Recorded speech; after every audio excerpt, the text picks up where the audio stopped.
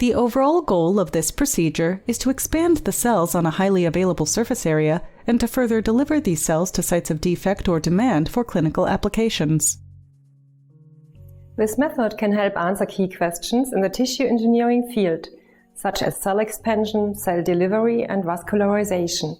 The main advantage of this technique is that we can expand the cells and deliver them without any harvesting step into defect sites in a biocompatible way. Visual demonstration of this method is critical, as working with microcarriers and bioreactors can be complicated at first due to the many steps involved.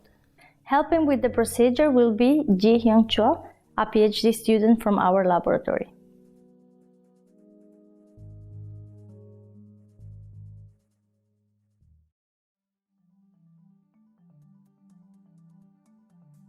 One day before the experiments, set up the spinner flasks and prepare them for sterilization by autoclave. Wrap the spinner flasks with aluminum foil around the side caps separately to avoid contamination during unwrapping.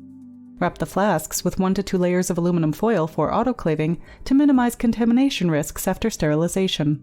Leave the caps of the spinner flasks loose, and when possible, sterilize them in an upright position.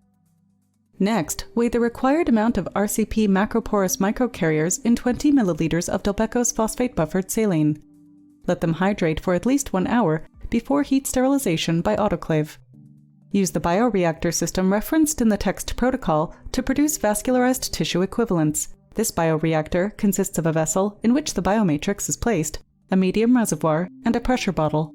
Connect the vessel with the medium reservoir and the pressure bottle through silicone tubes.